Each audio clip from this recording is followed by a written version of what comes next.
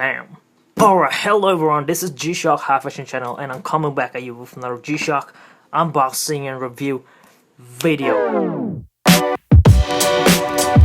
me to put all this watch back out again, just going to make that intro real quick, and all those gonna disturb the framing because we have a very limited space over here.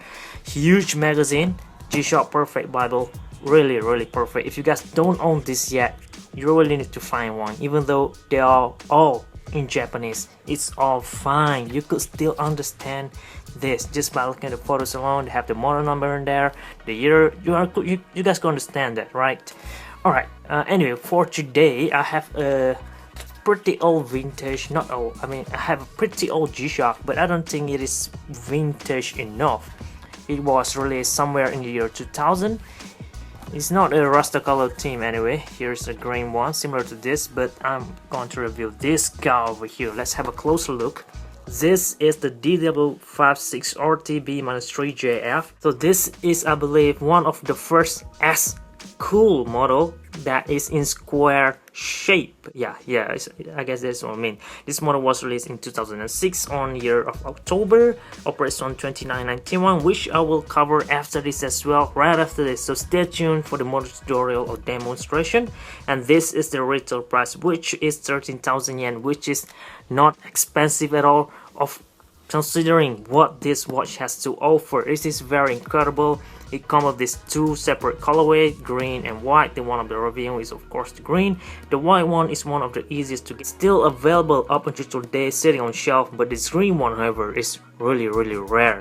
I'm not mistaken, right? The S-KOOL stands for stylish, simple and smart. It is sort of like a retro type of things where people always rocking leather material for the outfit. So this watch is made to match with all that culture type of outfit. So the watch features in resin and the watch band will come with leather material.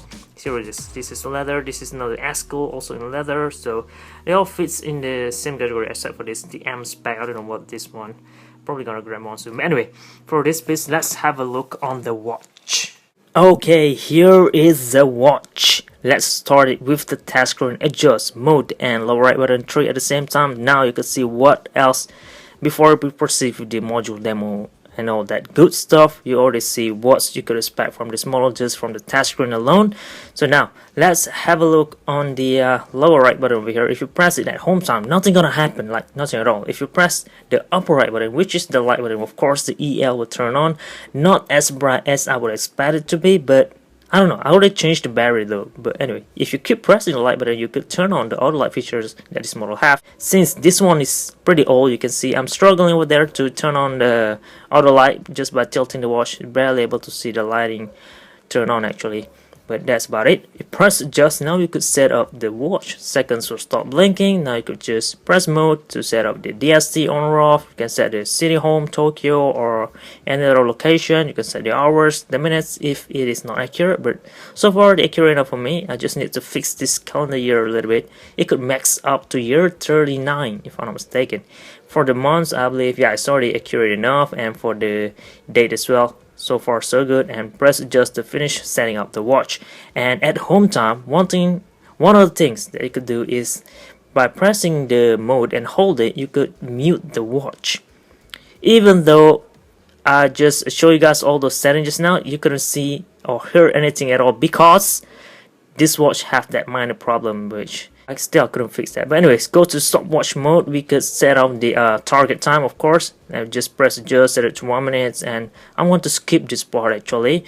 I think I covered similar watch like this before as well. So you're gonna see 3 layers over there. The upper part will be the split time, middle will be seconds, 1 over 100 seconds, and the below part will be the lapse time. So if you press a lower right button, you can just split time. You can still see the lapse time keep going on. I'm going to skip this part until almost reach to 1 minute. Since this watch couldn't ring or beep at all, I don't know what, but yeah, the only indicator that I have is that the letter STW will blink. That's how I know that we are already reached our target time. That's for on that. Let's go to the next one. Timer. Of course, you can set this thing up to preset time actually 12. You can see now just every 5 minutes. It's already preset. You cannot reset this or set this on your own. Just press start and stop and reset. That's pretty much it on the timer mode.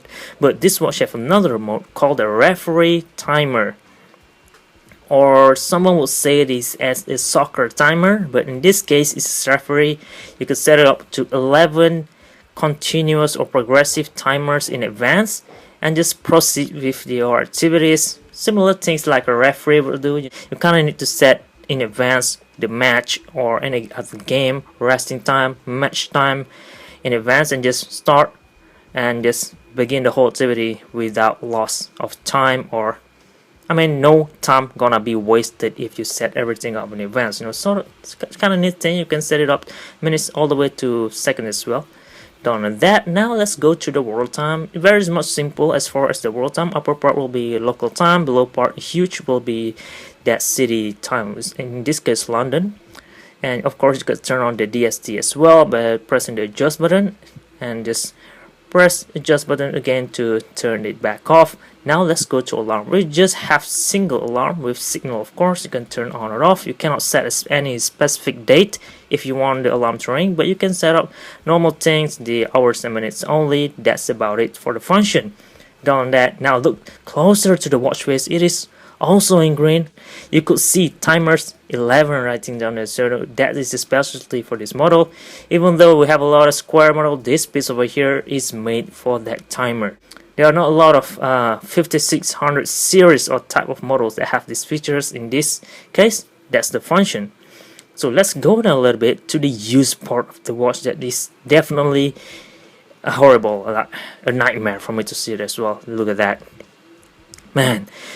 Of course, most G-Shock that come with this leather watch band will turns out to be like this, especially if you wear the watch as a beater watch. So yeah, it turned out very, very horrible. There's no way at all anyone could fix this part up. I couldn't find a replacement at all for this watch band as well, because this part is totally weird. It didn't connect as normal as the regular G-Shock we got today, and even the leather here, if I'm not mistaken, just tapered a little bit, so it's not similar size as current release. This part is destroyed already. Although you can still wear this, I'll show you guys how it's gonna look like at the end of the video. Let's move back up on this part. However, still looking fine, because you're not gonna move this part a lot as you move the lower watch band. However, the band keeper, as you guys can already see, like that thing is dead, literally dead. Although it's still functioning, it's dead. That's it. So as for the lower part of the upper watch band, so far so good.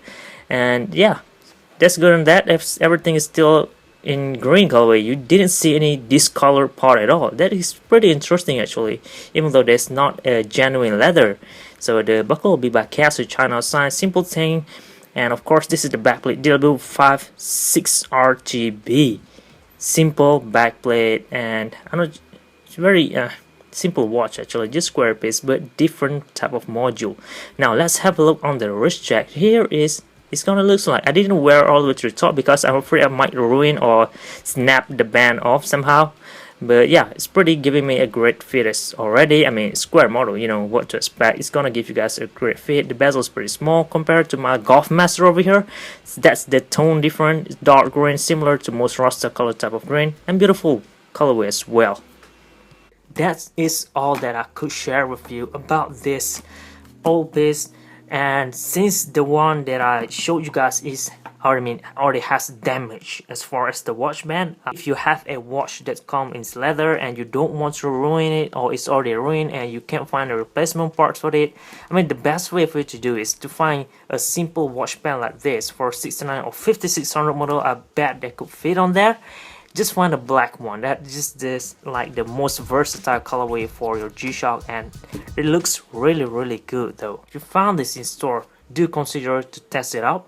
Give it a try, just in case you're gonna like it. I don't think it's gonna price as much as high, since this model aren't that popular, so you're gonna get a pretty great deal as well. For it's like a bang per buck type of thing. Very interesting. Although you guys need to know that the sizing of the bezel is different from standard 5600, so if the bezel already broken or damaged, try not to get it, because it's very, very hard to find a replacement for this bezel. So that is it, some of the advice that I have on this model.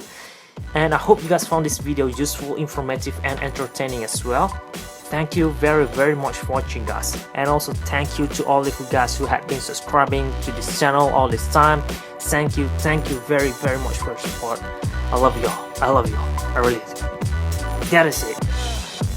This is G-Shock High Fashion Channel. And